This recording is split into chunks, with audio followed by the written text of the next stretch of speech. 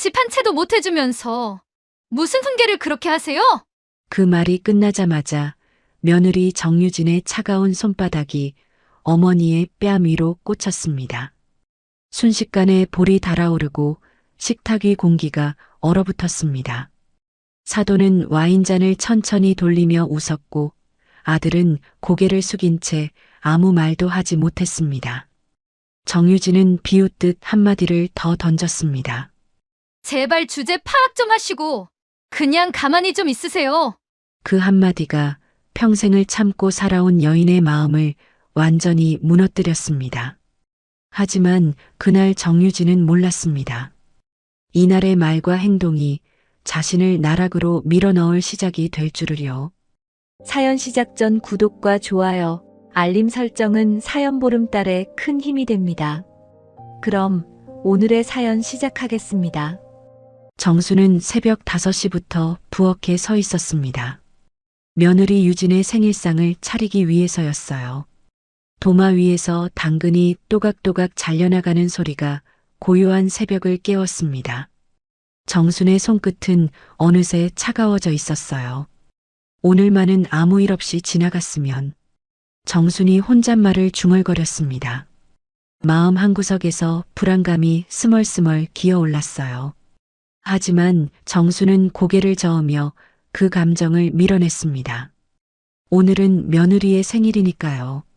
잡채를 무치는 동안 정순의 눈가에 미세한 떨림이 일었습니다. 간장 냄새가 코끝을 스치자 돌아가신 남편 도연이 떠올랐어요. 도연도 잡채를 좋아했었는데요. 당신도 함께 했으면 좋았을 텐데. 정순이 작은 목소리로 중얼거렸습니다. 그러면서 고등어를 석쇠에 올려놓았어요. 지글지글 기름이 튀는 소리가 부엌을 가득 채웠습니다. 시계 바늘이 오후 6시를 가리켰을 때였어요. 현관문이 열리는 소리가 들렸습니다. 사돈 부부가 들어서는 발걸음 소리였어요. 정수는 급히 앞치마를 벗으며 현관으로 나갔습니다. 어서 오세요. 정순이 고개를 숙여 인사했습니다. 사돈 어머니 명희는 정순을 대충 훑어보더니 신발을 벗었어요. 사돈 아버지 태식은 아무 말 없이 거실로 향했습니다. 식탁 위에는 정순이 정성스럽게 준비한 음식들이 가지런히 놓여 있었어요. 잡채, 구운 고등어, 나물 반찬들, 그리고 미역국까지요. 하지만 식탁 위의 풍성함과 달리 집안의 공기는 어색했습니다. 준호가 와인을 따르며 말했습니다. 유진이 생일이니까 오늘은 즐겁게 보내요. 유진이 의자에 앉으며 입꼬리를 살짝 올렸어요. 고마워요, 어머님. 음식 정말 많이 준비하셨네요. 정수는 유진의 말에 안도의 미소를 지었습니다. 오늘은 정말 평화로울 것 같았어요. 며느리 생일인데 이 정도는 해야지. 하지만 그 평화는 오래가지 못했습니다. 와인잔이 부딪히는 소리가 몇 번 울린 후였어요. 사돈 어머니 명희가 젓가락을 들며 비죽 웃었습니다. 그러고 보니 우리 딸이 변호사 아니었으면 사위 인생은 어디서 굴러다녔을까요? 명희의 목소리에는 은근한 도끼가 스며 있었어요. 정순의 손이 젓가락을 든 채로 허공에 멈췄습니다. 가슴 깊은 곳에서 뜨거운 무언가가 치밀어 올랐지만 참았어요. 준호가 당황한 표정으로 입을 열었습니다. 장모님, 그런 말씀은 사실을 말하는 게 뭐가 잘못이야? 유진이 차가운 목소리로 끼어들었어요. 내가 도대체 눈에 씌어서 그랬나? 잘 나가는 사업가인 줄 알고 결혼했는데 1년도 안 되어서 쫄딱 망할 줄 누가 알았어? 유진의 목소리엔 말 한마디 한마디가 가시가 돋쳐 있었습니다. 정수는 고개를 숙인 채 아무 말도 하지 못했습니다. 사실이었으니까요. 결혼 당시 준호는 작은 건설업체를 운영하며 승승장구하고 있었어요. 하지만 결혼 1년 만에 동업자가 회사 돈을 들고 사라지면서 모든 게 무너졌습니다. 그때 유진에게 1억 원이라는 큰 돈을 빌렸는데 아직 한 푼도 갚지 못한 상황이었어요. 지금 준호는 250만 원 월급을 받는 평범한 회사원이었어요. 반면 유진은 그보다 10배가 넘는 월급을 받고 있었습니다. 주눅 들어있는 아들을 보면 정순의 마음이 쓰렸어요. 그 모습을 지켜볼 수밖에 없는 자신은 더욱 마음이 아팠습니다. 식탁 위에 온기가 서서히 식어가는 게 느껴졌어요. 사돈 아버지 태식이 와인잔을 돌리며 입을 열었습니다. 그래, 지금 자네 월급이 얼마라고 했나? 준호가 고개를 숙인 채 대답했습니다. 250만 원입니다. 250만 원? 태식이 비웃듯 웃었어요. 그거면 그냥 거의 최저시급 아닌가? 그 돈으로 도대체 뭘 하려고? 너무 우리 유진이한테 빌붙어 있는 거 아닌가? 준호는 고개를 숙인 채 작은 목소리로 말했습니다. 죄송합니다. 명희가 젓가락을 탁 내려놓으며 말했습니다.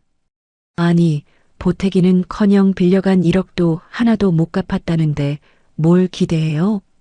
날카로운 말들이 아들을 후려치고 있었습니다. 정순의 마음도 함께 무너지는 것 같았어요. 유진아, 도대체 네가 무슨 고생이니? 내가 너 이런 고생하라고 힘들게 키운 거 아닌데. 됐어요. 엄마 그만하세요. 그렇게 말한다고 달라지는 거 하나도 없어요. 유진의 눈빛이 정순을 향해 날카롭게 꽂혔습니다. 정순의 젓가락이 덜덜 떨렸습니다. 목 끝까지 치밀어 오르는 무언가를 억눌렀지만 입가에서는 떨림이 새어나왔어요. 정순은 조용히 고개를 숙였습니다. 사돈, 그래도 말을 그렇게 하는 거 아니에요. 아무튼 미안하게 됐네요. 정순의 대답이 간신히 입술을 빠져나왔어요. 하지만 유진의 목소리는 더욱 차가워졌습니다. 미안하단 말, 이제 그만하세요. 지겨워요. 유진이 와인잔을 기울이며 말했어요. 애초에 미안할 일을 만들지 좀 마세요. 명희가 와인잔을 흔들며 만족한 듯한 웃음을 지었습니다. 사돈 우리 유진이가 무능한 남편 덕에 그동안 얼마나 고생했는지 아세요? 정순의 가슴이 철렁 내려앉았어요. 아들을 욕하는 말에 참다가 용기를 내서 한마디 했습니다. 도대체 우리 준호가 뭘 그렇게 잘못했다고 그러세요? 남자가 사업을 하다가 실패도 할 수 있지요. 명희가 눈을 부라리며 소리쳤습니다. 말대꾸 좀 그만하세요. 아들이 그렇게 됐는데 사업 자금도 못 대주고 결혼할 때도 못 도와주고 며느리 집에 얹혀 살면서 주제를 좀 알고 눈치껏 사시라고요. 태식도 목소리를 높였어요. 뭘 믿고 아직도 그렇게 뻣뻣하신 거예요? 정순이 떨리는 목소리로 대답했습니다. 결혼하고 나면 남편이든 며느리든 가족인 거예요. 가족끼리 어려울 때 서로 돕고 사는 거잖아요. 저도 가족이라 생각했어요. 내 위치에서 할 수 있는 일 청소든 살림이든 최선을 다하고 있다고요. 정수는 있는 힘껏 안간힘을 쓰며 말했습니다. 평소라면 분명히 참고 미안하다고 넘어갔을 상황이었는데 이상하게 그날은 말이 나왔어요. 아니, 가슴이 두근거리고 목소리가 떨렸지만 오히려 끝까지 말해야 할 것만 같았어요. 그동안 참고 살아온 모든 것들이 목구멍까지 치밀어 올랐습니다. 유진은 그런 정순의 태도가 도저히 참을 수 없었습니다. 참았던 분노가 폭발하듯 말했습니다. 가족 같은 소리 하네. 집 한 채 못 해주는 주제에 제발 잘난 척 좀 그만하세요. 그 순간이었어요. 유진의 손이 번개처럼 날아왔습니다. 차가운 손바닥이 정순의 뺨을 후려쳤어요. 찰싹? 소리가 주방을 가득 채웠습니다. 어찌나 세게 맞은 건지 정순의 고개가 휙 돌아갔어요. 정순의 볼이 붉게 달아올랐습니다. 따가운 고통이 몰려왔지만 그건 아무것도 아니었어요. 수치심과 모멸감이 온몸을 휩쓸었습니다. 70평생 태어나서 느껴보지 못한 감정을 처음 느꼈어요. 뭐지? 도대체 이게 무슨 상황이지? 뺨을 맞은 거야? 며느리한테? 내가 아들이랑 사돈 보는 앞에서 정순의 머릿속이 하얗게 변했습니다. 가슴 깊숙한 곳에서 뜨거운 무언가가 치밀어 올랐어요. 온몸이 부들부들 떨리기 시작했습니다. 숨이 제대로 쉬어지지 않았어요. 식탁 위 젓가락이 바닥에 떨어지며 발그락 울렸습니다. 아무도 움직이지 않았어요. 준호는 고개를 숙인 채 벙어리가 되어 있었습니다. 사돈 부부는 만족스러운 표정을 지으면서 말없이 와인잔만 돌리고 있었어요. 정수는 뺨을 감싸준 채 천천히 자리에서 일어났습니다. 다리가 후들거렸지만 꿋꿋이 문 쪽으로 향했어요. 뒤에서 유진의 차가운 목소리가 들려왔습니다. 참나, 어디 갈 데도 없으면서. 그래요, 제발 나가요. 나가서 다시는 오지 마세요. 정수는 뒤돌아보지 않았습니다. 문고리를 잡은 손이 하얗게 떨렸지만 꾹 참았어요. 하지만 그날의 모욕이 정순 인생의 커다란 전환점이 될 거라는 걸 아무도 몰랐습니다. 차가운 밤 공기가 정순의 뺨을 스쳤습니다. 아직도 따갑게 아픈 뺨이었어요. 현관문이 등 뒤에서 쾅 닫히는 소리가 들렸습니다. 간단한 옷가지와 남편 도윤의 서류가 들어있는 가방을 들고 나왔어요. 정수는 그 가방을 품에 꼭 안았습니다. 여보, 미안해. 이런 꼴로 쫓겨나게 되어서. 정순이 작은 목소리로 중얼거렸어요. 눈물이 나올 것 같았지만 참았습니다. 지금 울면 안 될 것 같았거든요. 하늘에서 비가 내리기 시작했습니다. 처음엔 가랑비였지만 점점 굵어졌어요. 정수는 우산도 없이 비를 맞으며 걸었습니다. 어디로 가야 할지도 모른 채로요. 거리의 가로등이 비에 젖어번졌습니다. 정순의 옷도 점점 젖어갔어요. 하지만 신경 쓰지 않았습니다. 지금은 그런 게 중요하지 않았거든요. 아직도 뺨의 열기를 느낄 수 있었어요. 며느리가 자신을 때린 그 순간이 계속 떠올랐습니다. 아들 준호가 고개를 숙이고 있던 모습도요. 사돈 부부가 말없이 와인잔만 돌리던 모습도요. 아무도 나를 지켜주지 않았어. 정순이 혼잣말을 했습니다. 가슴 한구석이 텅 빈 것 같았어요. 70년을 살아오면서 이렇게 외로운 적은 없었습니다. 비는 더욱 세차게 내렸어요. 정수는 버스 정류장에 들어가 비를 피했습니다. 벤치에 앉아 온몸이 후들거렸어요. 추위 때문만은 아니었습니다. 정수는 가방에서 남편의 사진이 든 지갑을 꺼냈어요. 사진 속 남편 도윤은 따뜻하게 웃고 있었습니다. 당신, 이제 어떻게 살아야 할까? 정순이 사진을 바라보며 중얼거렸어요. 남편이 인권 변호사로 살면서 정의를 위해 싸웠던 모습이 떠올랐습니다. 가난했지만 당당했던 남편이었어요. 1시간쯤 지났을 때였어요. 준호에게서 전화가 왔습니다. 정수는 핸드폰을 꺼내 화면을 바라봤어요. 아들의 이름이 깜빡이고 있었습니다. 하지만 받지 않았어요. 아들의 미안하다는 말을 듣는 게 너무 슬플 것 같았거든요. 준호가 나쁜 아들은 아니라는 걸 알고 있었어요. 항상 엄마에게 미안한 감정을 가지고 있지만 며느리의 권력에 눌려 어쩔 수 없는 상황이라는 것도요. 전화벨이 몇 번 더 울렸지만 정수는 끝까지 받지 않았습니다. 비가 그치자 정수는 다시 일어섰어요. 갈 곳은 한 군데밖에 없었습니다.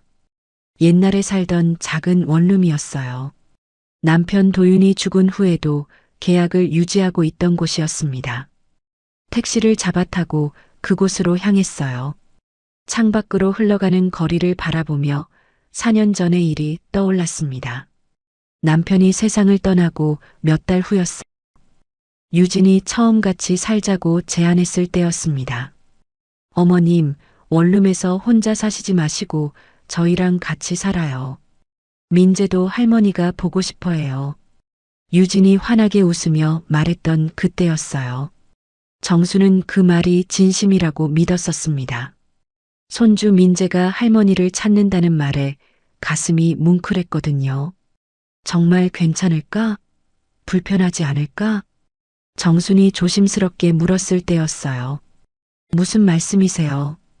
가족인데요. 민재도 할머니가 없으면 안 된다고 그러는걸요. 유진의 목소리는 따뜻했었어요. 그때만 해도요. 함께 살기 시작한 첫 몇 달은 정말 행복했습니다. 아침마다 민재가 할머니 방으로 뛰어와 안겼어요. 할머니, 오늘 뭐 해줄 거예요? 민재가 반짝이는 눈으로 물었어요. 정수는 그런 민재를 보며 세상을 다 가진 기분이었습니다. 유진도 처음엔 고마워했어요. 어머님이 계시니까 정말 든든해요. 회사에서도 마음 편히 일할 수 있고요. 하지만 시간이 흐르면서 달라지기 시작했어요. 아주 작은 것부터였습니다. 어머님, 청소기는 이렇게 하는 게 아니에요. 먼지가 그대로 남아있잖아요. 유진이 바닥을 손가락으로 훑으며 말했어요. 정수는 다시 청소기를 돌렸습니다. 그 다음엔 음식이었어요. 간이 너무 짜요. 민재 건강이 안 좋아요. 아이 음식은 좀 더 신경 써주세요. 유진의 목소리가 점점 차가워졌어요. 정수는 다시 간을 맞췄습니다. 어머님, 빨래도 따로따로 해주세요. 민재 옷이랑 어른 옷이랑 섞여서 세탁하면 안 되거든요. 설거지할 때도 세제 좀 더 써주세요. 기름때가 그대로 남아있어요. 화장실 청소도 매일 해주세요. 하루라도 빼먹으면 냄새가 나요. 지적이 하나씩 늘어갔어요. 정수는 모든 걸 고치려고 노력했습니다. 하지만 유진의 요구는 끝이 없었어요.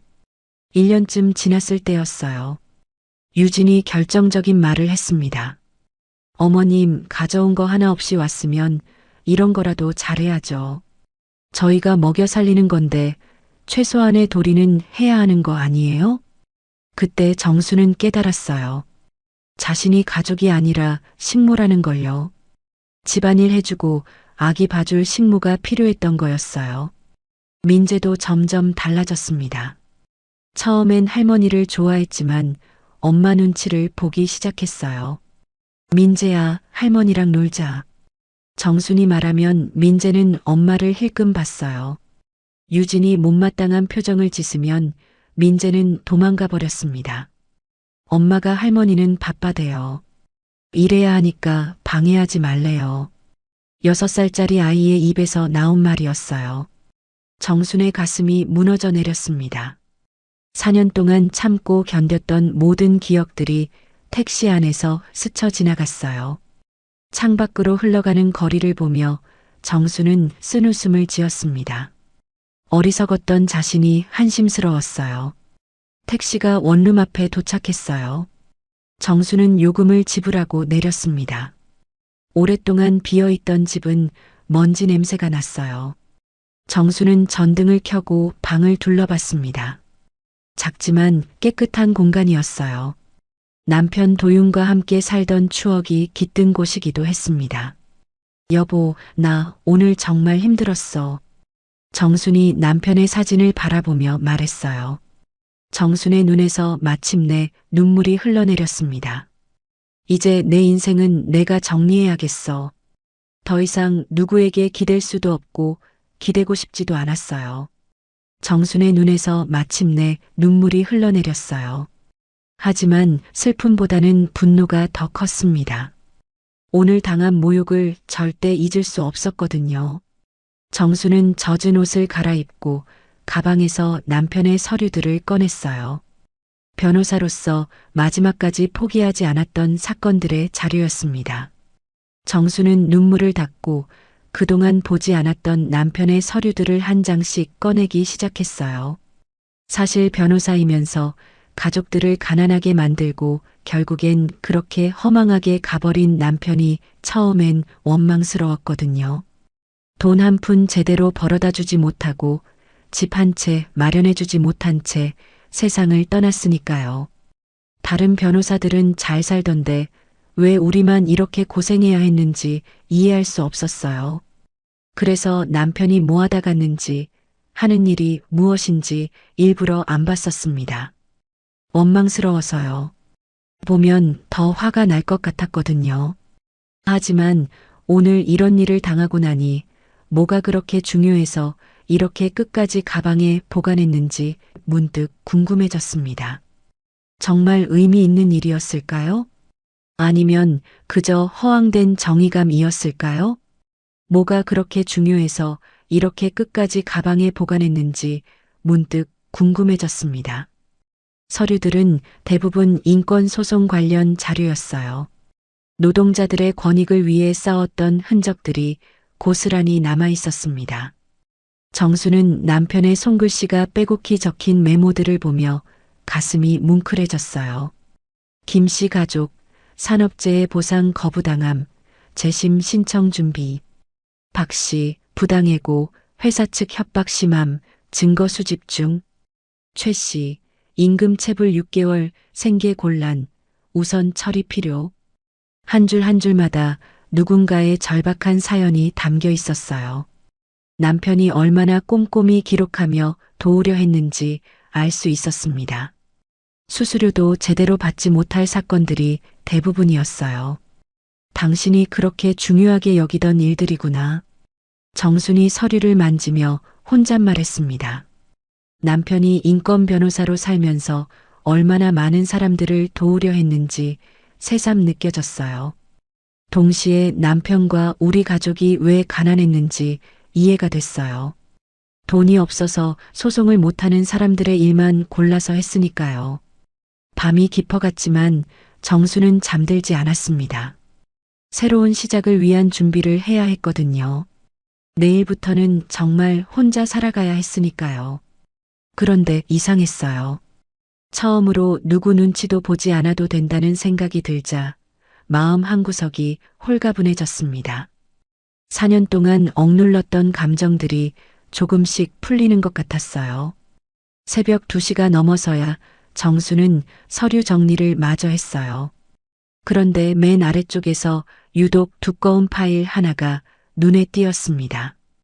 다른 서류들보다 훨씬 무거웠어요. 대광건설 인권소송이라고 적혀 있었습니다. 정수는 그 파일을 조심스럽게 열어봤어요. 남편이 생전에 가장 중요하게 여겼던 사건이라는 걸 기억했습니다. 하지만 결국 해결하지 못하고 세상을 떠났었죠. 파일 맨 앞장에 남편의 메모가 적혀 있었어요. 이 사건은 반드시 다시 세상에 알려져야 한다. 진실을 덮으려는 세력들이 너무 강하다. 하지만 언젠가는 밝혀질 것이다. 정수는 그 글씨를 한참 바라봤어요. 남편의 간절한 마음이 고스란히 전해졌습니다. 왜 이 사건을 그토록 중요하게 여겼는지 궁금해졌습니다. 정수는 이때 이 파일이 며칠 후 자신의 운명을 완전히 바꿔놓을 거라는 사실을 아직 몰랐습니다. 정수는 잠에서 깨어났습니다. 아침 햇살이 작은 창문으로 스며들어왔어요. 목이 뻣뻣했습니다. 책상에 엎드려 잔 탓이었어요. 어젯밤 늦게까지 남편의 서류를 보다 잠든 것 같았어요. 정수는 몸을 일으키며 탁자 위를 바라봤습니다. 대광건설 인권소송 파일이 그대로 펼쳐져 있었어요. 이제 한번 제대로 봐야겠어. 정순이 혼잣말을 하며 파일을 다시 열었습니다. 첫 장부터 차근차근 읽기 시작했어요. 남편의 손글씨가 빼곡히 적힌 기록들이었습니다. 대광건설은 20년 전 중견 건설회사였어요. 직원 500여 명이 일하는 꽤 큰 회사였습니다. 하지만 갑자기 도산하게 됐다고 적혀 있었어요. 이상한 건 도산 과정이었습니다. 회사가 부실해 보이지 않았는데 하루아침에 무너졌어요. 더 이상한 건 그 과정에서 노동자들이 모든 걸 잃었다는 것이었습니다. 퇴직금도 못 받고 쫓겨났다고? 정순이 중얼거리며 계속 읽었어요. 노동자들은 법원에 소송을 걸었습니다. 하지만 회사 측 변호사들이 온갖 방법으로 소송을 지연시켰어요. 그러다 노동자들이 하나둘 포기하기 시작했습니다. 생계가 급한데 소송만 하고 있을 수는 없었거든요. 결국 대부분이 푼돈을 받고 포기했다고 적혀 있었어요. 남편 도윤은 그때 노동자들의 변호사였습니다. 수임료도 제대로 받지 못하면서 끝까지 싸웠어요. 하지만 결국 패소했습니다. 정수는 남편의 메모를 읽으며 가슴이 아팠어요. 노동자들이 너무 불쌍하다. 이건 명백한 조작이다. 하지만 증거가 부족하다. 파일을 계속 넘기자 더 충격적인 내용이 나왔습니다. 대광건설이 무너진 직후 그 자리에 다른 회사가 들어섰다는 것이었어요. 세안건설이라는 회사였습니다. 세안건설? 정순이 고개를 갸웃했어요. 어디서 들어본 이름 같았습니다. 하지만 정확히 기억나지는 않았어요. 남편의 기록에 따르면 세안건설은 대광건설의 핵심 자산들을 헐값에 인수했다고 되어 있었습니다. 건물, 장비, 심지어 진행 중이던 공사 현장까지 모든 걸 가져갔어요. 이상하네. 어떻게 이렇게 딱 맞아떨어질 수가 있지? 정순이 의심스러워하며 계속 읽었습니다. 더 읽을수록 의혹은 커져갔어요. 남편은 이 사건이 조작된 도산이라고 확신했습니다. 누군가가 의도적으로 대광건설을 무너뜨리고 그 자리를 차지했다고 봤어요. 하지만 결정적인 증거를 찾지 못했습니다. 파일 중간쯤에서 정수는 놀라운 기록을 발견했어요. 소송 과정에서 대광건설 측 변호사로 나왔던 사람들의 명단이었습니다. 그 중에서 한 이름이 정순의 눈에 번쩍 들어왔어요. 태양로펌 소속 변호사들. 태양로펌? 정순의 손이 떨렸습니다. 유진이 다니는 회사 이름이었어요. 20년 전부터 있었던 회사라는 뜻이었습니다. 정수는 급히 다른 페이지들을 뒤져봤어요. 태양로펌에 대한 기록이 더 있을지 궁금했습니다. 과연 남편의 메모 곳곳에서 태양로펌 이야기가 나왔어요. 태양로펌이 대광건설 도산 과정에서 이상한 역할을 했다. 하지만 구체적인 증거를 찾기 어렵다. 태양로펌 변호사들이 소송을 일부러 지연시키는 것 같다. 누군가가 태양로펌에 압력을 가하고 있는 것 같다. 정수는 점점 더 놀라워했어요. 설마 유진이 다니는 회사가 20년 전부터 이런 일에 연루되어 있었다는 말인가요? 파일 맨 뒤쪽에는 남편이 마지막에 적은 메모가 있었습니다. 이 사건의 진실을 반드시 밝혀내야 한다. 대광건설 노동자들의 억울함을 풀어줘야 한다. 하지만 상대가 너무 강하다. 언젠가 누군가가 이 일을 마저 해줬으면 좋겠다. 정수는 그 글을 읽고 또 읽었습니다. 남편의 간절한 마음이 고스란히 전해졌어요. 왜 이 사건을 포기하지 못했는지 이제야 이해가 됐습니다. 정수는 파일을 덮고 생각에 잠겼어요. 20년 전 일이지만 지금도 중요한 의미가 있을 수 있었습니다. 특히 유진이 태양로펌에 다니고 있다는 사실이 우연일까요? 혹시 이 일을 다시 조사할 수 있을까? 정순이 혼잣말을 했어요. 하지만 자신은 법률 전문가가 아니었습니다. 어디서부터 시작해야 할지도 모르겠어요. 그때 남편의 또 다른 메모가 눈에 들어왔습니다. 박상구 변호사에게 자료 일부 전달함. 그도 이 사건에 관심이 많음. 만약 내가 끝까지 못하면 그가 도와줄 것임. 박상구. 정순이 그 이름을 중얼거렸어요. 남편의 후배 변호사였던 것 같았습니다. 몇 번 집에 온 적이 있었던 기억이 났어요. 정수는 급히 남편의 주소록을 뒤져봤습니다. 다행히 박상구의 연락처가 적혀 있었어요. 하지만 20년이나 지났는데 아직 같은 번호를 쓸까요? 정수는 망설였습니다. 갑자기 전화해서 뭐라고 말해야 할지 모르겠어요. 하지만 이 일을 혼자서는 할 수 없었습니다. 결국 정수는 전화를 걸었어요. 몇 번의 신호음 후에 남자 목소리가 들렸습니다. 여보세요? 혹시 박상구 변호사님이세요? 네, 맞습니다만 누구세요? 정수는 잠시 망설이다 말했어요. 저는 김도윤 변호사의 부인 한정순입니다. 기억하세요? 전화 너머로 깜짝 놀라는 소리가 들렸어요. 아, 사모님. 정말 오랜만이네요. 어떻게 연락을 주셨어요? 변호사님, 죄송한데 혹시 시간 되시면 만날 수 있을까요? 도윤이가 남긴 서류 중에 대광건설 사건 자료가 있거든요. 박상구의 목소리가 진지해졌습니다. 대광건설 사건이요? 사모님, 그 사건은? 네, 알고 계시는군요. 그 사건에 대해 꼭 여쭤보고 싶은 게 있어요. 박상구는 잠시 생각하더니 말했어요. 내일 오후에 제 사무실로 오시겠어요? 주소 알려드릴게요. 정수는 박상구에게서 주소를 받아 적었습니다. 전화를 끊고 나서 마음이 두근거렸어요. 드디어 이 사건의 진실에 한 걸음 다가갈 수 있을 것 같았습니다. 그날 밤 정수는 대광건설 파일을 다시 한번 꼼꼼히 읽었어요. 내일 박상구를 만나서 무엇을 물어볼지 정리했습니다. 특히 태양로펌과 세안건설의 관계에 대해 꼭 알아보고 싶었어요. 정수는 남편의 사진을 바라보며 다짐했습니다. 당신이 끝내지 못한 일 내가 대신 해볼게. 처음으로 정순에게 목표가 생겼어요. 단순히 복수가 아니라 진실을 밝히고 싶었습니다. 남편의 유지를 이어받아 정의를 실현하고 싶었어요. 다음 날이 빨리 왔으면 좋겠다고 생각하며 정수는 잠자리에 들었습니다. 다음 날 오후 정수는 박상구의 사무실 앞에 서 있었습니다. 오래된 건물 3층에 있는 작은 사무실이었어요. 문패에는 박상구 법률사무소라고 적혀 있었습니다.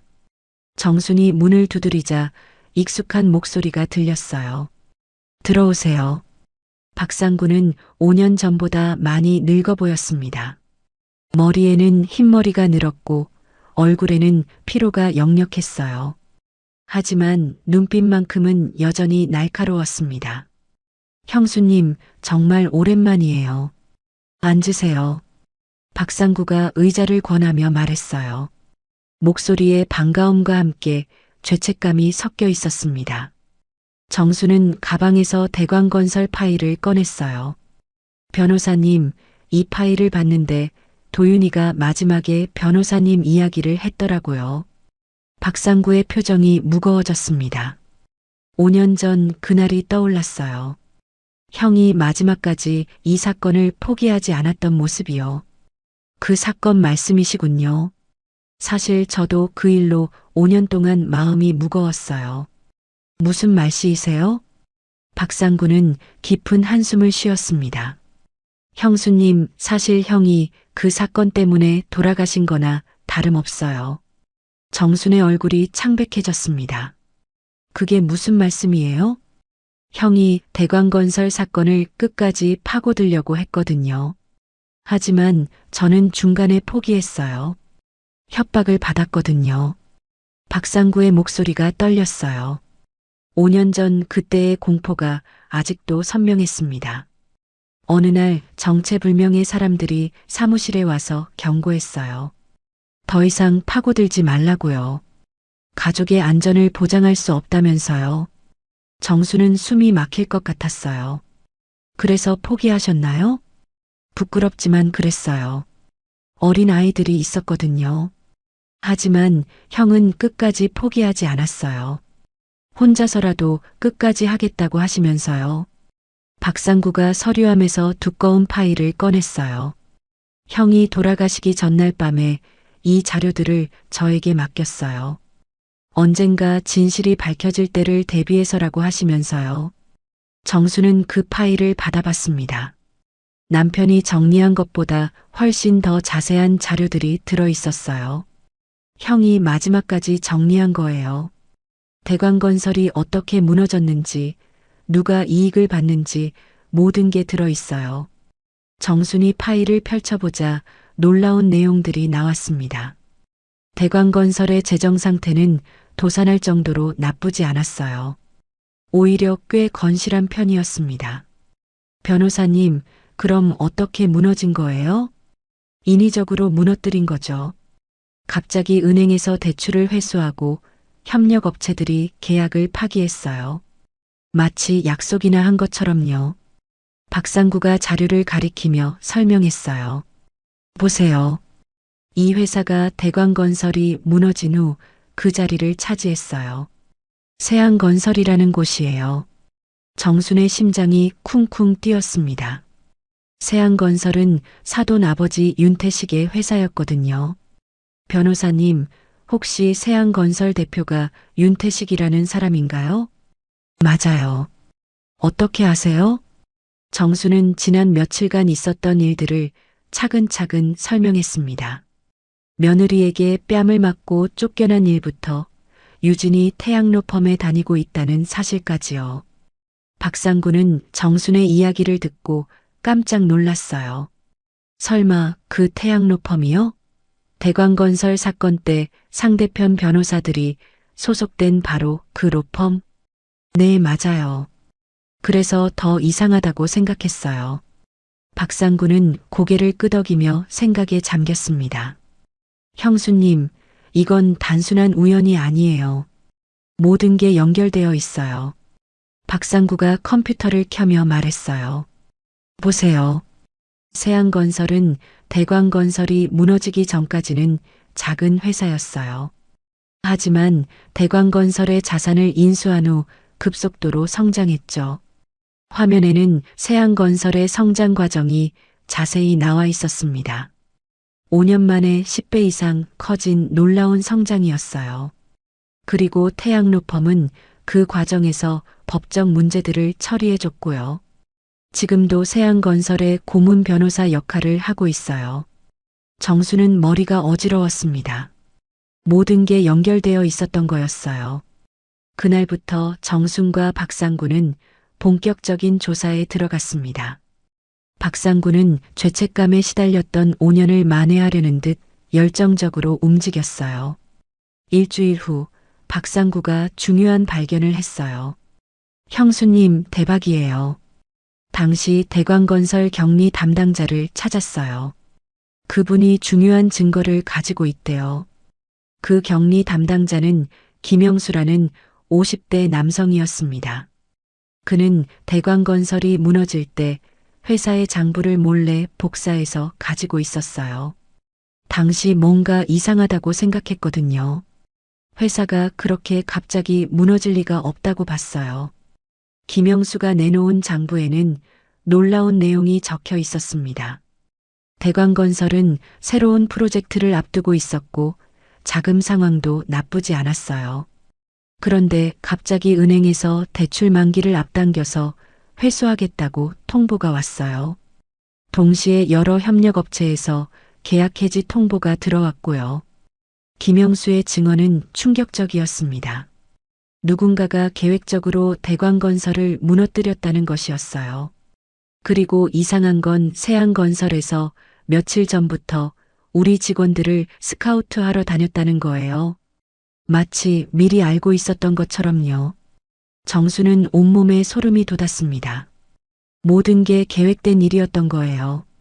박상구는 이 자료들을 바탕으로 재심 신청서를 작성했습니다.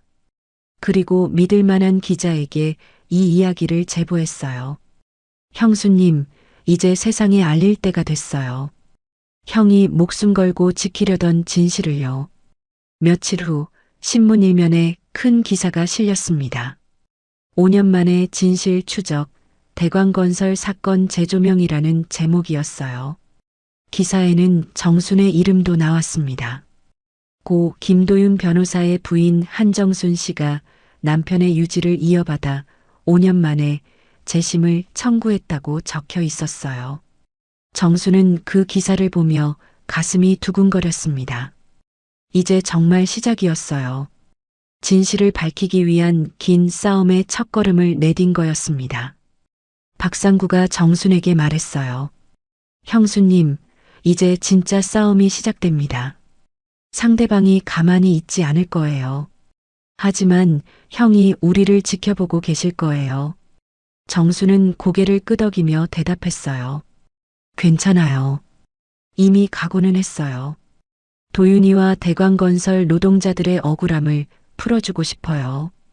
그날 밤 TV 뉴스에서도 이 소식이 나왔습니다. 정수는 화면 속 자신의 모습을 보며 새삼 실감이 났어요. 이제 정말 되돌릴 수 없는 길에 들어선 거였습니다. 하지만 정수는 몰랐어요. 바로 그 순간 유진이 회사에서 급히 집으로 돌아가고 있다는 것을요. 사돈 가족들이 긴급 회의를 소집했다는 것도요. 그들의 어두운 비밀이 세상에 드러날 위기에 처한 거였거든요. 정수는 남편의 사진 앞에서 보고했습니다. 당신, 이제 진짜 시작이에요. 당신이 못다한 일을 제가 꼭 끝내겠어요. 상구 씨도 함께 해주기로 했어요. 사진 속 남편은 여전히 따뜻하게 웃고 있었어요. 마치 정순을 응원하는 것 같았습니다. 기사가 나간 지 사흘째 되는 날이었습니다. 유진은 회사에서 급히 집으로 향하고 있었어요. 얼굴이 창백했고 손이 덜덜 떨리고 있었습니다. 아침부터 회사 분위기가 이상했거든요. 평소 인사하던 동료들이 고개를 돌렸어요. 복도에서 수군거리는 소리들이 귀에 들어왔습니다. 대광건설 사건에 우리 회사가 연루됐다던데 윤 변호사 시어머니가 그 기사 낸 사람이래. 진짜? 완전 대박이네. 가족끼리 싸우는 거야? 유진은 화장실에 들어가 거울을 봤어요. 하얗게 질린 얼굴이 초췌해 보였습니다. 손을 씻으려는데 물이 나오지 않았어요. 수도꼭지를 3개 돌렸지만 소용없었습니다.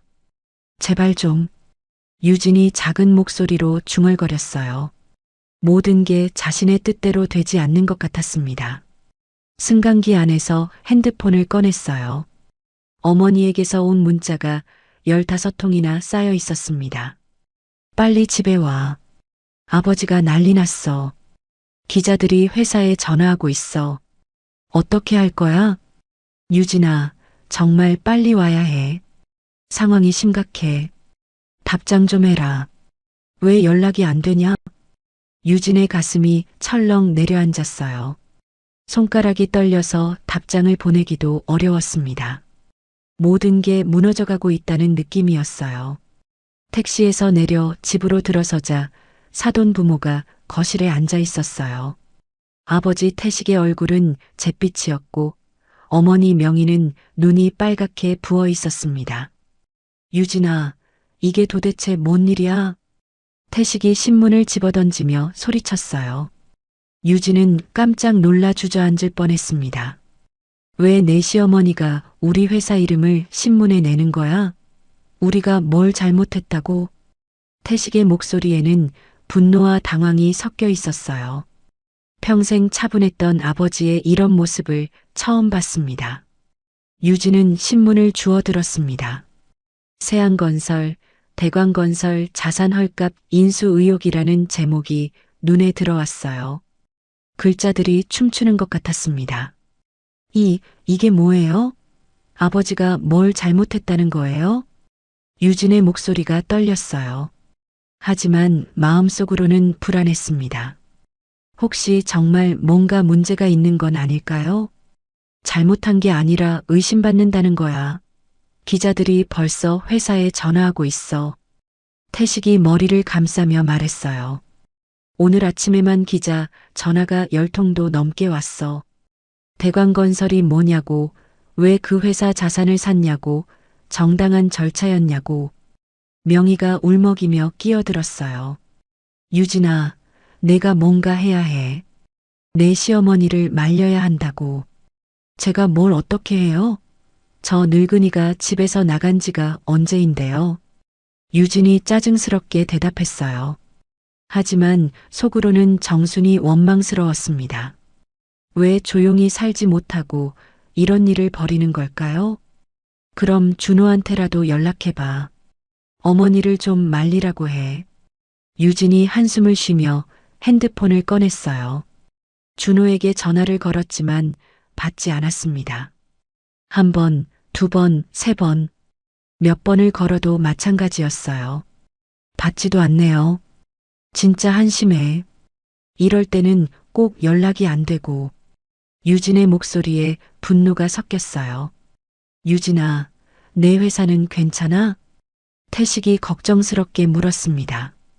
딸의 직업이 가족의 마지막 희망이었거든요. 글쎄요. 오늘 부장님이 저를 따로 부르시더라고요. 내일 이사님과 면담하자고 하시고요. 유진의 목소리에도 불안감이 묻어났어요. 평소 자신만만했던 모습은 온데간데 없었습니다. 면담? 그게 뭔 면담이야? 모르겠어요. 그냥 잠깐 얘기하자고만 하셨어요. 유진은 거짓말을 했어요. 사실 부장의 표정이 심상치 않았거든요. 유진 씨, 좀 심각한 문제가 생겼어요 라는 말도 했었고요. 그때 유진의 핸드폰이 울렸습니다. 회사 부장님이었어요. 유진은 떨리는 손으로 전화를 받았습니다. 네, 부장님. 유진 씨, 내일 아침 일찍 와서 이사님과 면담 있어요. 9시까지 와요. 늦지 마시고요. 부장의 목소리가 평소보다 차갑게 느껴졌어요. 네, 알겠습니다. 혹시 무슨, 내일 얘기해요. 부장이 말을 끊고 전화를 끊었습니다. 유진은 핸드폰을 내려다보며 한숨을 깊게 쉬었어요. 뭐래? 명희가 다급하게 물었어요. 내일 이사님이랑 면담하래요. 그게 좋은 소리야, 나쁜 소리야? 모르겠어요. 부장님 목소리가 좀 이상했어요. 그날 밤 유진은 잠을 이루지 못했어요. 천장을 바라보며 온갖 생각이 머릿속을 맴돌았습니다. 혹시 회사에서 자신을 의심하는 걸까요? 정말 문제가 생기는 걸까요? 다음 날 아침 유진은 평소보다 일찍 회사에 갔어요. 하지만 동료들의 시선이 예전과 달랐습니다. 수군거리는 소리가 더 크게 들렸어요. 저기 윤 변호사 간다. 기사 봤어? 시어머니가 그 사건 재조사 요청했다던데. 완전 드라마네. 가족이 원수가 됐어. 유진은 고개를 숙이고 빠르게 걸었어요. 얼굴이 화끈거렸습니다. 이사실에 들어가자 이사가 차가운 표정으로 앉아 있었어요. 앉으세요, 유진 변호사. 네, 이사님. 대광건설 사건 알고 있죠? 직설적인 질문에 유진의 심장이 쿵쾅거렸어요. 네. 신문에서 봤습니다. 당신 가족이 그 사건과 관련되어 있다는 기사가 나왔는데 사실인가요? 이사님, 저는 그 사건과 아무 관련이 없습니다. 5년 전 일이고 제가 회사에 입사하기도 전 일이에요. 유진이 급하게 변명했어요. 하지만 당신 시아버지 회사가 그 사건의 핵심이라고 나와 있네요.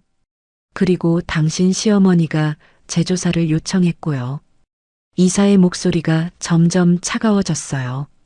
유진 변호사, 회사 입장에서는 어쩔 수 없는 조치입니다. 무슨 말씀이신지. 대광건설 사건 관련 이해관계 충돌로 인해 당분간 휴직 처리합니다. 유진의 머리가 하얗게 변했어요. 하지만 저는 그 사건과 아무 관련이 없어요. 정말이에요. 가족관계만으로도 충분히 문제가 됩니다. 특히 언론에서 주목하고 있는 상황에서는요. 이사가 서류를 내밀었어요. 휴직계를 써주세요. 상황이 정리되면 다시 논의하죠. 유진은 떨리는 손으로 휴직계를 썼어요. 글씨가 삐뚤빼뚤했습니다. 개인 물품을 챙겨 회사를 나오는데 다리에 힘이 없었어요. 동료들이 수군거리는 소리가 등 뒤에서 들렸습니다. 저러다 아예 잘릴 수도 있겠네. 가족끼리 원수가 되니까 저런 일이 생기지. 유진은 눈물이 나올 것 같았지만 참았어요. 사람들 앞에서 울 수는 없었거든요. 집에 돌아와서도 상황은 나아지지 않았어요. 사돈 아버지 태식의 회사에도 검찰 수사가 시작됐다는 소식이 들려왔습니다. 이 모든 게 다 그 늙은이 때문이야. 유진이 소파에 주저앉으며 소리를 질렀어요. 분노와 절망이 뒤섞인 목소리였습니다. 조용히 살림이나 하고 있으면 될 것을 왜 괜한 일에 끼어들어서. 준호가 조용히 말했어요. 어머니가 그럴 만한 이유가 있으셨을 거야. 이유? 이유가 뭐가 있어? 그냥 우리 괴롭히려고 하는 거지. 유진의 목소리가 점점 커졌어요. 얼굴이 빨갛게 달아올랐습니다. 내가 뭔 말을 하는 거야?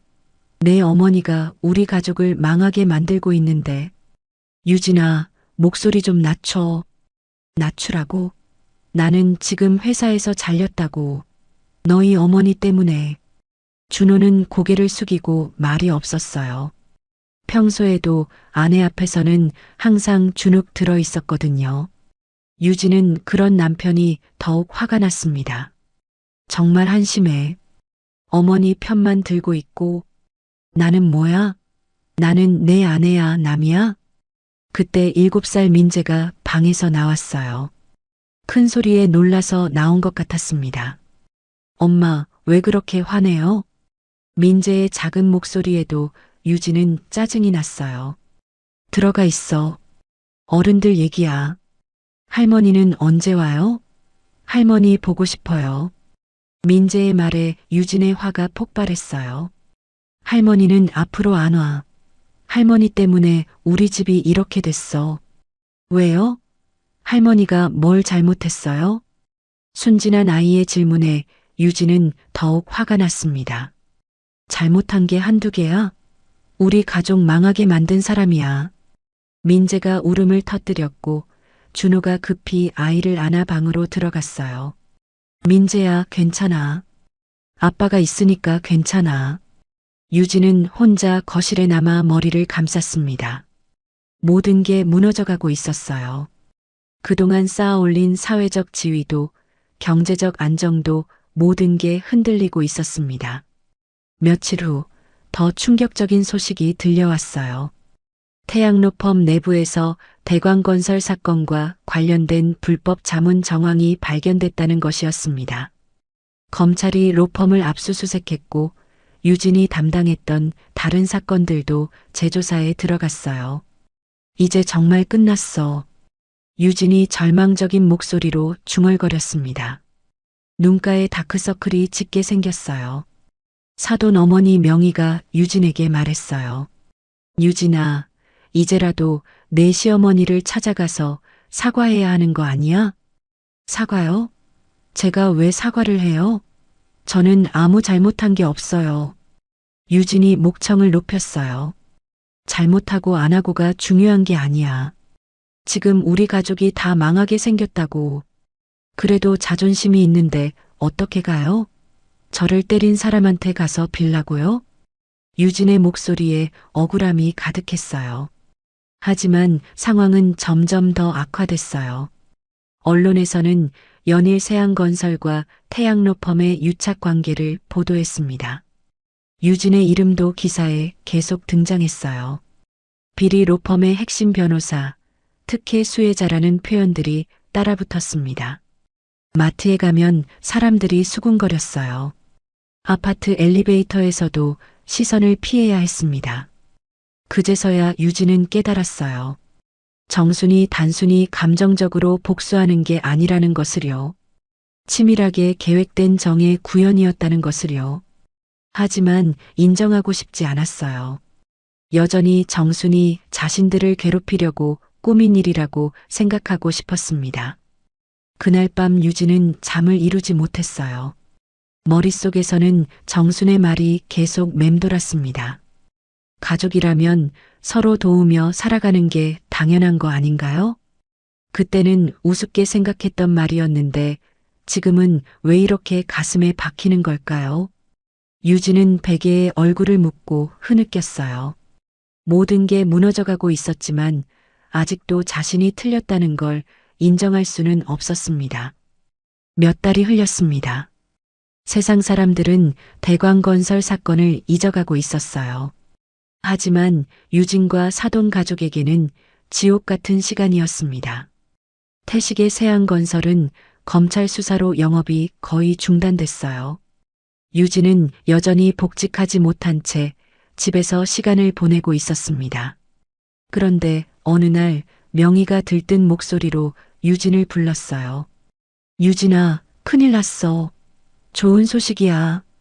무슨 소식이에요? 유진이 기대 반 걱정 반으로 물었습니다. 내 아버지 대학 동창이 검찰청에 있거든. 그 친구가 연락을 해왔어.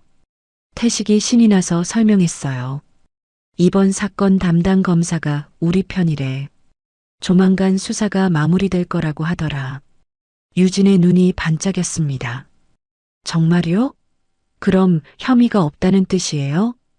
그뿐만 아니야. 내 시어머니 정신 상태에 문제가 있다는 의견서도 나올 거래. 명희가 흥분해서 말했어요. 치매 초기 증상으로 기억을 혼동하고 있다는 거야. 의사소견서도 준비되고 있고. 유진은 깜짝 놀랐어요. 그런 게 가능해요? 돈만 있으면 뭐든 가능해. 내 아버지가 얼마나 많은 사람들을 도왔는데. 태식이 으스대며 말했어요. 며칠 후 놀라운 소식이 들려왔습니다. 검찰이 대광건설 사건 재수사를 중단한다고 발표한 거예요. TV 뉴스에서 검사가 브리핑을 하고 있었어요. 재수사 결과 새로운 증거가 발견되지 않았으며 고발인의 진술에도 일관성이 부족한 것으로 판단됩니다. 유진과 사돈 가족은 환호성을 질렀어요. 됐다. 드디어 됐어. 명희가 손뼉을 치며 기뻐했습니다. 하지만 진짜 반전은 그 다음에 있었어요. 검사가 추가로 발표한 내용이었습니다. 고발인 한정순 씨에 대한 정신과 진단 결과 치매 초기 증상으로 인한 기억 혼동 가능성이 제기되었습니다. 유진은 순간 당황했어요. 이게 정말 괜찮은 일일까요? 하지만 태식이 만족스러워했어요. 이제 모든 게 정리됐어. 그 늙은이가 정신이 이상해서 헛소리한 거라고 공식 발표된 거야. 며칠 후 유진에게 방송국에서 연락이 왔어요. 윤유진 변호사님이시죠? 저희는 MBC 시사 프로그램 제작진입니다. 네, 말씀하세요. 최근 대광건설 사건 관련해서 인터뷰를 요청드리고 싶습니다. 억울하게 피해를 받으신 입장에서 말씀해 주시면. 유진은 잠시 망설였어요. 하지만 이번 기회에 자신의 억울함을 확실히 알려야겠다고 생각했습니다. 네, 인터뷰하겠습니다. 인터뷰 당일 유진은 정성스럽게 단장하고 방송국에 갔어요. 검은색 정장에 진주 목걸이를 했습니다. 화장도 평소보다 연하게 해서 선량하고 슬픈 느낌을 연출했어요. 안녕하세요, 윤유진 변호사님. 오늘 귀한 시간 내주셔서 감사합니다. PD가 정중하게 인사했어요. 아니에요. 제 입장을 말씀드릴 기회를 주셔서 감사해요. 유진이 살짝 미소를 지으며 대답했습니다. 카메라가 돌아가기 시작했어요. 시청자 여러분, 안녕하세요. 오늘은 최근 논란이 됐던 대광건설 사건의 당사자이신 윤유진 변호사님을 모셨습니다. 앵커가 차분한 목소리로 진행했어요. 변호사님, 지난 몇 달간 정말 힘드셨을 것 같아요. 네, 정말 힘들었어요. 유진이 눈시울을 붉히며 말했습니다. 미리 연습한 표정이었어요. 시어머니께서 갑자기 이런 일을 벌이셔서 저희 가족이 모두 피해를 봤거든요. 시어머니와의 관계는 어떠셨나요? 저는 항상 어머니를 모시려고 노력했어요. 남편이 돌아가신 후에도 저희 집에서 함께 살자고 제가 먼저 제안했거든요. 유진의 목소리에 진심이 담긴 것처럼 들렸어요. 어머니를 정말 사랑했어요. 지금도 사랑해요. 다만 그분이 기억을 혼동하신 거예요. 기억을 혼동하셨다는 게 무슨 의미인가요? 앵커가 관심 있게 물었어요. 어머니께서 치매 초기 증상을 앓고 계세요. 의사 선생님도 확인해 주셨어요. 유진이 슬픈 표정을 지으며 말했습니다. 과거의 일들을 현재와 혼동하시고 없었던 일을 있었다고 기억하시기도 해요. 그럼 대광건설 사건도? 네, 남편분이 20년도 더 전에 담당했던 사건인데 마치 최근 일인 것처럼 기억하고 계세요. 유진이 눈물을 글썽이며 말했어요. 정말 안타까워요. 어머니의 병 때문에 저희 가족이 이렇게 고생하게 될 줄은 몰랐거든요. 시청자들 중에는 유진에게 동정심을 느끼는 사람들이 생겨났어요. 그럼 변호사님은 완전히 무고하다는 말씀이시군요. 당연하죠. 저는 아무 잘못한 게 없어요. 그냥 성실하게 일했을 뿐이에요. 유진이 단호하게 말했습니다. 하지만 언론에서는 변호사님이 불법 자문을 했다고 보도했는데요. 그것도 모두 오해예요. 제가 담당한 사건들은 모두 합법적이었어요. 유진이 자신 있게 대답했어요. 지금까지 그런 의혹에 대해 해명하지 않으신 이유는 어머니께서 아프신데 어떻게 반박할 수 있겠어요? 가족끼리 싸우는 모습을 보여드리고 싶지 않았어요. 유진의 말에 앵커도 감동받는 것 같았어요. 정말 효부이시네요. 마지막으로 시청자들에게 하고 싶은 말씀이 있다면 어머니의 병이 빨리 나아서 예전처럼 화목한 가정으로 돌아가고 싶어요. 그리고 저를 믿고 지켜봐 주셨으면 좋겠어요. 유진이 카메라를 똑바로 보며 말했습니다. 인터뷰가 끝나고 나서 유진은 만족스러워했어요. 완벽한 연기였다고 생각했거든요. 집에 돌아와서 사돈 가족들도 칭찬을 아끼지 않았어요. 유진아, 정말 잘했어. 완전히 피해자로 보이더라. 명희가 엄지손가락을 치켜 세웠어요. 이제 여론도 우리 편이 될 거야. 그 늙은이는 치매 환자로 낙인 찍혔고 태식도 흡족해 했습니다. 하지만 유진은 마음 한구석이 편하지 않았어요. 정순이 정말 치매에 걸린 걸까요? 아니면 자신들이 거짓말을 하고 있는 걸까요? 그런 생각이 들자 기분이 이상했어요. 하지만 이미 돌이킬 수 없었습니다. 며칠 후 인터뷰 방송이 나갔어요.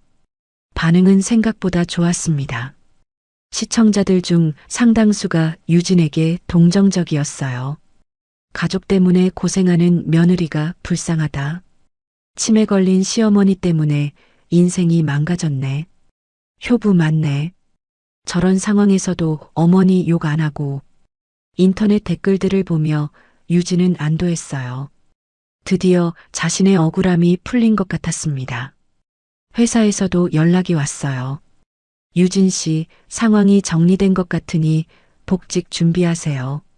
부장의 목소리가 예전보다 친근했어요. 네, 감사합니다. 언제부터 출근하면 될까요? 다음 주 월요일부터 나오세요. 유진은 기뻐서 어쩔 줄 몰랐어요. 모든 게 제자리로 돌아가는 것 같았습니다. 하지만 유진은 몰랐어요. 바로 그 순간 정순이 박상구와 함께 새로운 증거를 준비하고 있다는 것을요. 진짜 전쟁은 이제부터 시작이었거든요. 그날 밤 유진은 오랜만에 편안하게 잠들었어요. 악몽 같던 시간이 끝났다고 생각했습니다. 하지만 정희는 그렇게 쉽게 포기하지 않았어요. 정순의 복수는 이제 겨우 시작에 불과했거든요. 유진이 복직한 지 한 달이 지났습니다. 모든 게 예전으로 돌아간 것 같았어요. 동료들도 다시 친근하게 대해주고 사돈 가족의 얼굴에도 웃음이 돌아왔습니다. 그런데 어느 월요일 아침이었어요. 유진이 출근하자마자 부장이 급하게 불렀습니다. 유진 씨, 큰일 났어요. 부장의 얼굴이 창백했어요. 무슨 일이세요? 검찰에서 연락 왔어요. 대광건설 사건 재심 2차 공판이 열린대요. 유진의 다리에 힘이 빠졌어요. 재심이요? 이미 끝난 일 아니에요? 새로운 증거가 나왔다는군요. 우리 회사도 다시 수사 대상이 됐어요. 유진은 머리가 어지러웠습니다. 분명히 모든 게 정리됐다고 했는데 어떻게 이런 일이? 변호사님, 일단 집에 가서 쉬세요. 상황을 지켜보고 연락드릴게요. 집으로 돌아가는 택시 안에서 유진은 불안에 떨었어요. 손이 계속 떨려서 핸드폰을 제대로 잡을 수도 없었습니다. 집에 도착하자 사돈 부모가 TV 앞에 앉아 있었어요. 뉴스를 보고 있었는데 두 사람의 표정이 심각했습니다. 유진아, 큰일 났어. 태식이 리모컨을 꽉 쥐며 말했어요. TV 화면에는 법원 건물이 나오고 있었어요. 기자가 브리핑을 하고 있었습니다. 대광건설 사건 재심 2차 공판이 오늘 오전 개시됐습니다. 새로운 증거로 당시 세양건설과 태양로펌 간의 은밀한 거래 내역이 공개됐습니다. 유진의 심장이 쿵쾅거렸어요. 기자가 계속 설명했습니다. 검찰이 제출한 자료에 따르면 세양건설은 대광건설 도산 6개월 전부터 태양로펌과 비밀 계약을 체결했습니다. 뭐라고? 명의가 소리를 질렸어요. 이 계약서에는 대광건설의 핵심 자산 목록과 예상 헐값 인수가가 명시되어 있었습니다. 화면에 계약서 사진이 나왔어요. 태식과 유진의 서명이 선명하게 보였습니다. 이게 뭐야? 내가 언제 이런 걸 했어?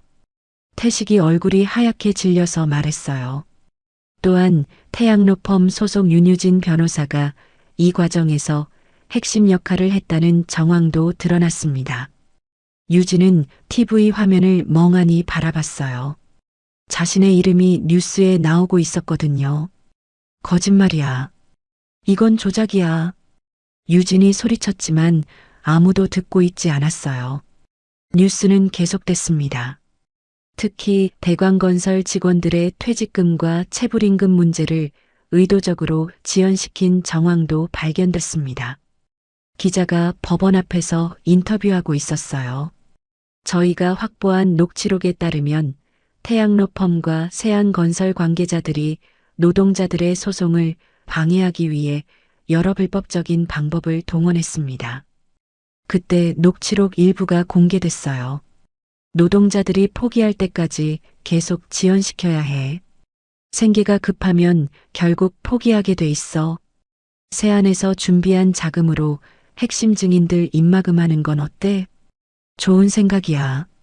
윤 변호사가 그 부분 담당해줘. 녹취록에서 나오는 목소리 중 하나가 유진의 목소리였어요. 유진은 기억이 났습니다.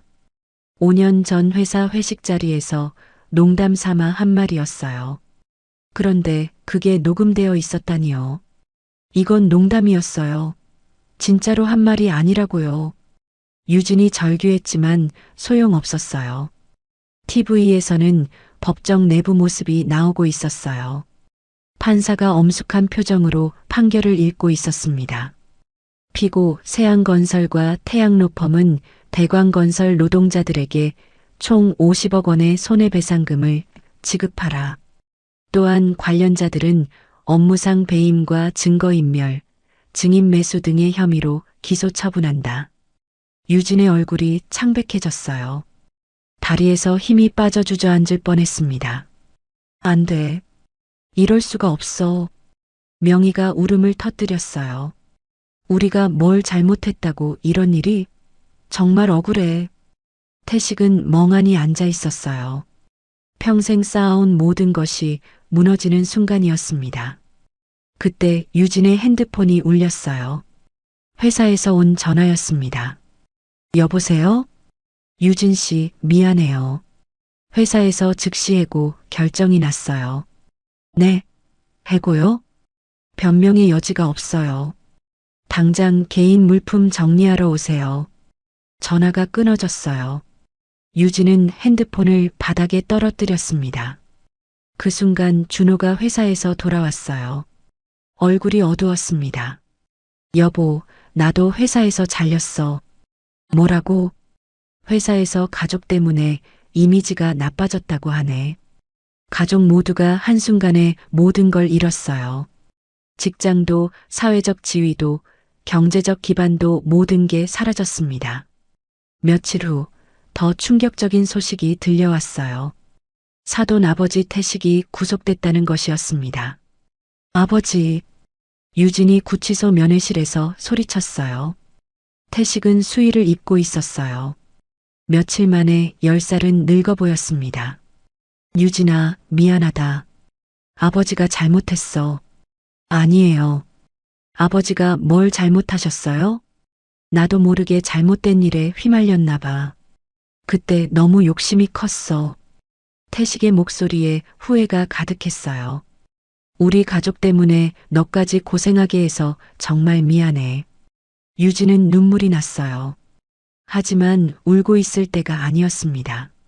아버지, 항소하면 되잖아요. 변호사 선임해서 다시 싸워봐요.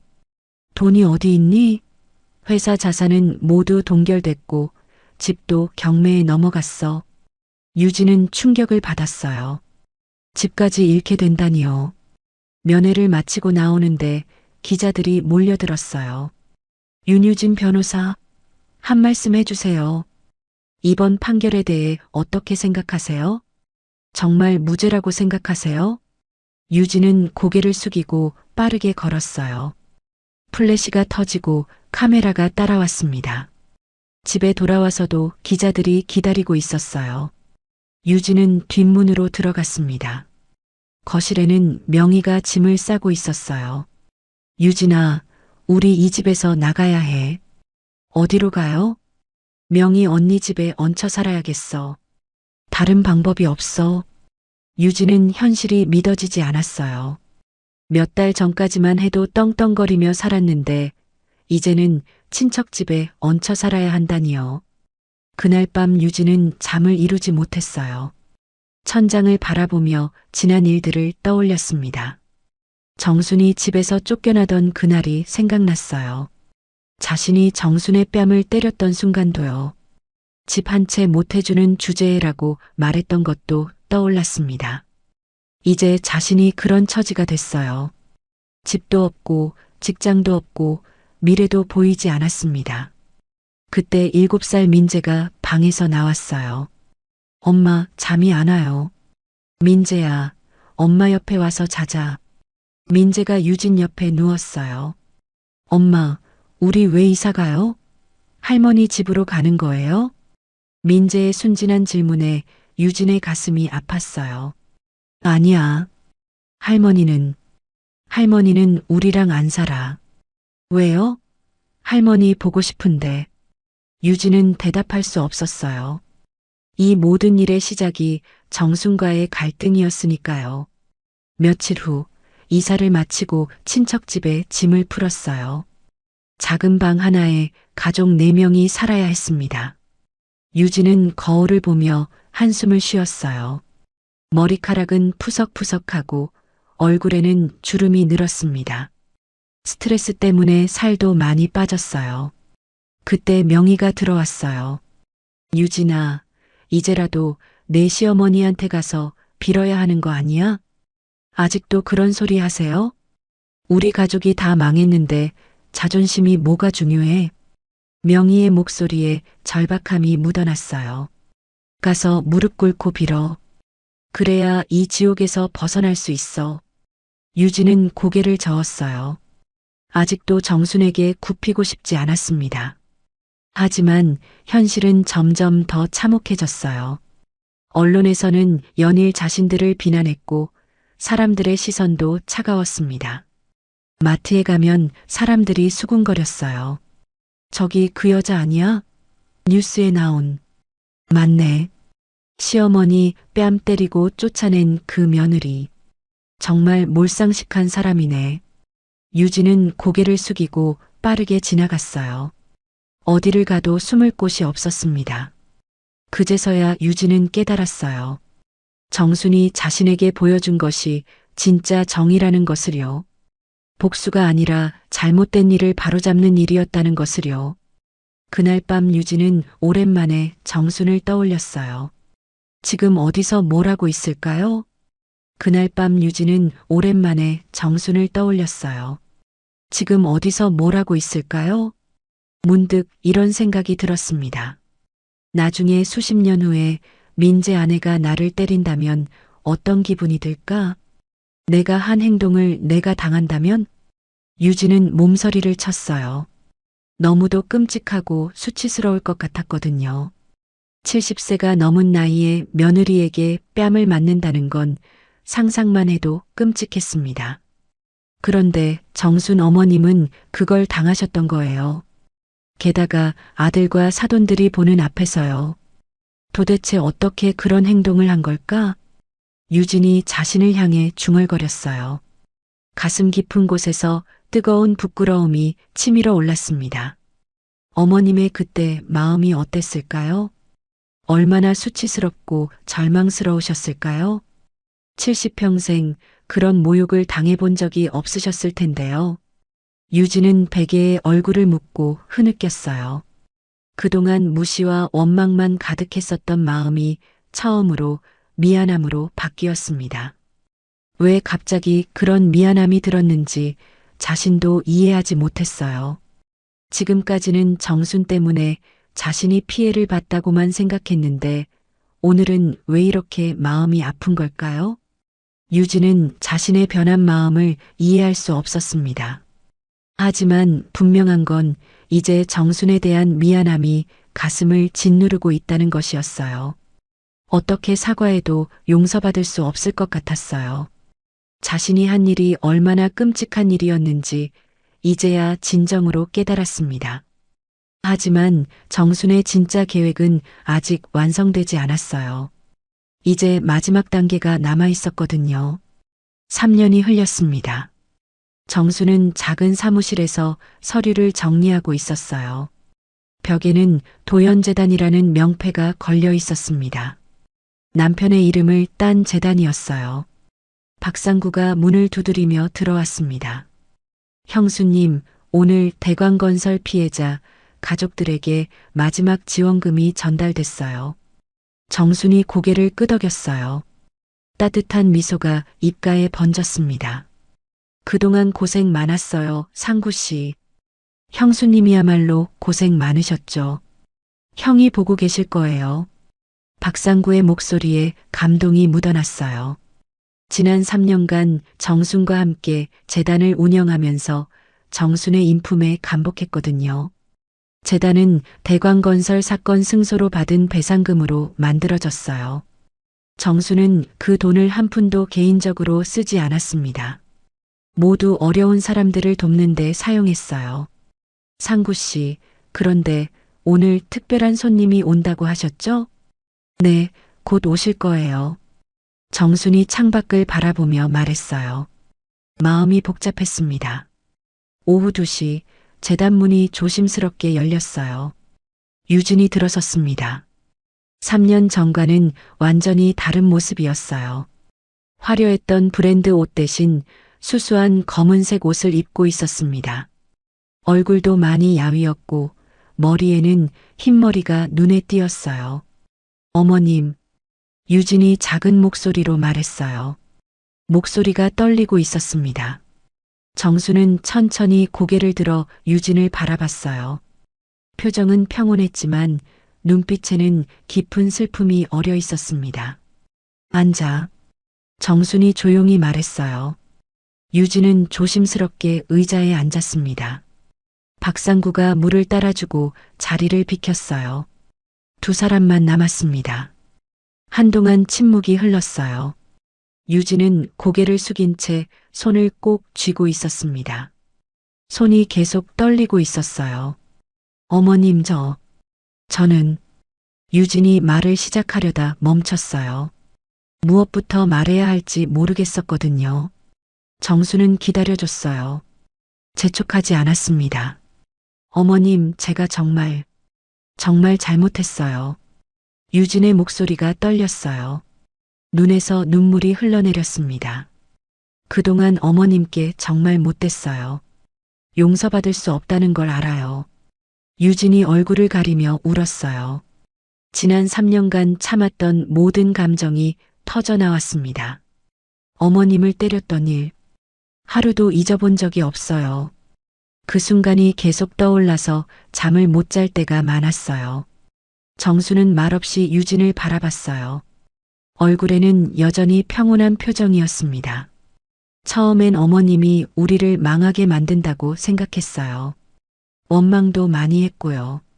유진이 눈물을 닦으며 계속 말했어요. 하지만 시간이 지나면서 깨달았어요. 어머님이 하신 일이 정이었다는 걸요. 유진의 목소리에 진심이 담겨 있었어요. 저희가 정말 나쁜 일을 했었구나. 그걸 이제야 알겠어요. 정순이 처음으로 입을 열었어요. 유진아. 유진이 고개를 들어 정순을 바라봤어요. 시어머니가 자신을 그냥 이름으로 부르는 게 어색하면서도 따뜻했습니다. 나는 복수하려고 그 일을 한 게 아니야. 정순의 목소리는 차분했어요. 그냥 잘못된 일을 바로잡고 싶었을 뿐이야. 도윤이가 못다한 일을 끝내고 싶었고, 유진은 고개를 끄덕였어요. 네, 알아요.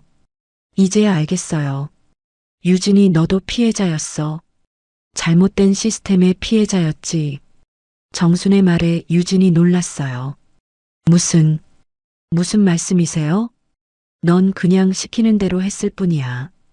그게 잘못된 일인지도 모르고. 정순이 창밖을 바라보며 말했어요. 나도 처음엔 내가 미웠어. 하지만 시간이 지나면서 생각이 바뀌었지. 유진은 정순의 말을 이해할 수 없었어요. 어머님, 저는 정말 나쁜 짓을 했어요. 어머님께도 다른 사람들에게도요. 나쁜 짓을 했다는 걸 알게 된 게 중요해. 정순이 유진을 바라보며 말했어요. 사람은 실수할 수 있어. 중요한 건 그 실수를 인정하고 바꿔나가는 거지. 유진은 울음을 터뜨렸어요. 정순의 따뜻한 말에 마음이 무너졌거든요. 어머님, 정말 죄송해요. 정말 죄송해요. 유진이 일어나서 정순 앞에 무릎을 꿇었어요. 어머님께 용서를 구할 자격도 없지만 정말 잘못했다고 말씀드리고 싶었어요. 정순은 유진을 일으켜 세웠어요. 일어나. 무릎 꿇을 필요 없어. 어머님, 이제 끝났어. 다 끝났어. 정순의 목소리에 안도감이 묻어났어요.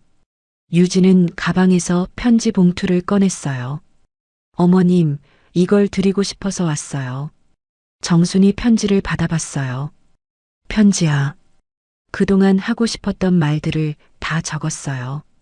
유진이 떨리는 목소리로 말했어요. 지금 당장 읽지 말고 나중에 혼자 계실 때 읽어주세요. 정순이 편지를 소중히 받았어요. 고마워. 어머님, 그리고 준호와 민재가 정말 어머님을 보고 싶어 해요. 유진이 조심스럽게 말했어요. 민재는 맨날 할머니 언제 오냐고 물어봐요. 할머니가 해준 계란말이가 그립다고 하면서요. 정순의 눈가가 촉촉해졌어요. 민재를 생각하니 마음이 따뜻해졌습니다. 민재 많이 컸겠네. 네, 초등학교 3학년이 됐어요. 어머님 이야기하면 눈이 반짝반짝해져요. 준호는 어때? 많이 후회하고 있어요.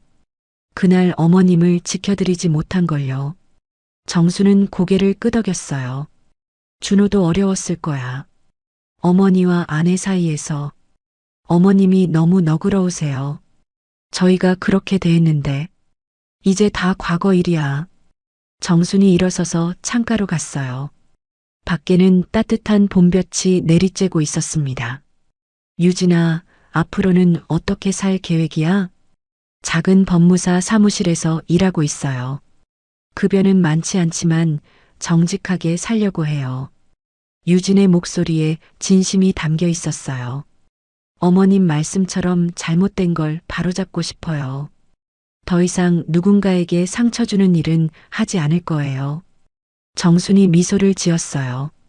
좋은 생각이야. 두 사람은 잠시 침묵했어요. 하지만 어색하지 않았습니다. 오히려 평화로웠어요. 어머님, 그럼 저는 이만 가볼게요. 유진이 일어서며 말했어요. 오늘 와줘서 고마워. 정순이 유진을 배웅하며 말했어요. 어머님, 언제든 시간 되실 때 민재 한번 봐주세요.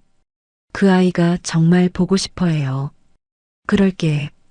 유진이 문을 나서려다 돌아봤어요. 어머님, 정말 감사해요. 저를 용서해 주셔서요. 용서할 게 뭐가 있어. 우리는 가족이야. 정순의 말에 유진이 또 울컥했어요. 네, 어머님. 저희는 가족이에요. 유진이 나간 후 정수는 편지를 열어봤어요. 편지에는 유진의 진심 어린 사과와 앞으로의 다짐이 적혀 있었어요. 마지막 문장이 정순의 마음을 울렸습니다. 어머님, 이제야 깨달았어요. 어머님이 진정한 어른이셨다는 걸요. 저도 어머님 같은 사람이 되고 싶어요. 정수는 편지를 가슴에 안고 남편의 사진을 바라봤어요. 당신, 이제 정말 끝났어. 사진 속 남편이 환하게 웃는 것 같았어요. 그날 저녁 정수는 오랜만에 잠이 잘 왔어요. 마음이 한결 가벼워졌거든요. 며칠 후 정순에게 전화가 왔어요. 준호였습니다. 어머니, 저예요. 준호예요. 응, 준호야. 어머니, 정말 죄송해요. 그동안 연락도 못 드리고. 괜찮아. 이해해. 어머니, 시간 되시면 저희 집에 한번 오세요. 민재가 정말 보고 싶어 해요. 정수는 잠시 생각했어요. 그럴까? 정말요? 어머니께서 오신다면 정말 좋겠어요. 준호의 목소리에 기쁨이 넘쳤어요. 주말에 정수는 준호네 집을 찾아갔어요. 작은 아파트였지만 깨끗하게 정리되어 있었습니다. 할머니, 민재가 뛰어와서 정순을 안았어요. 정순의 품에 안긴 민재는 예전보다 많이 컸지만 여전히 사랑스러웠습니다. 우리 민재 많이 컸네. 할머니, 보고 싶었어요. 계란말이 해주세요. 민재의 말에 정순이 웃었어요. 그럼 할머니가 해줄게. 그날 정수는 온 가족과 함께 저녁을 먹었어요. 유진이 직접 만든 음식이었는데 정성이 가득했습니다. 어머님, 맛있어요? 유진이 조심스럽게 물었어요. 응, 맛있어. 정순의 대답에 유진이 안도의 미소를 지었어요. 식사를 마치고 정순이 일어섰어요. 이제 가볼게.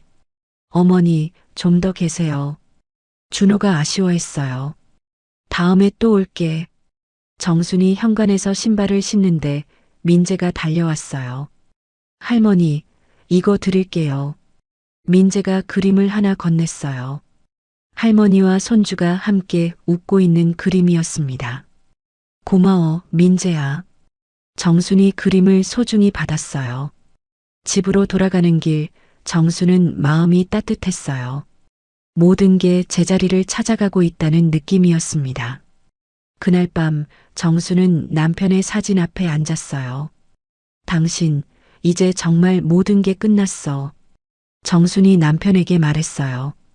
당신이 못다한 일도 끝냈고 가족들과도 화해했어. 창밖으로 새벽 햇살이 스며들고 있었어요. 새로운 하루가 시작되고 있었습니다. 정수는 미소를 지으며 일어섰어요.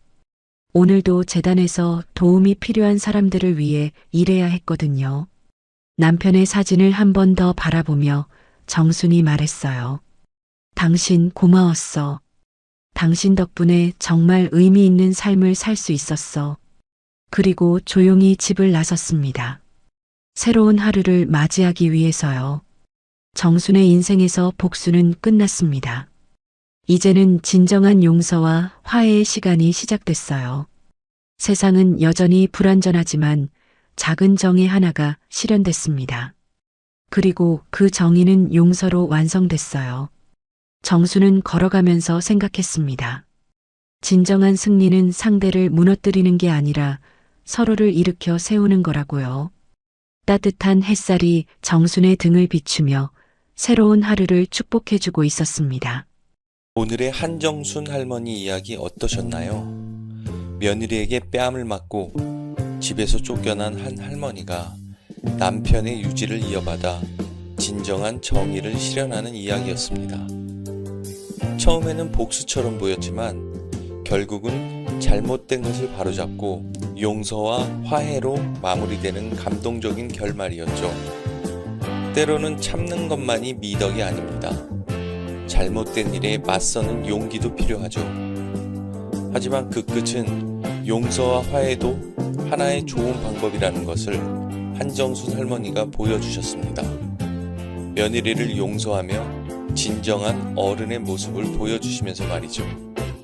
구독과 좋아요, 알림 설정을 눌러주시면 여러분께도 한정순 할머니처럼 어려움을 이겨내고 진정한 평안이 찾아올 거예요. 댓글로도 시청하고 계신 지역과 의견을 남겨주시면 따뜻한 댓글로 보답하겠습니다. 그럼 사연 보름달 다음에도 재미있는 사연으로 찾아뵙겠습니다. 항상 건강하시고 행복하세요. 감사합니다.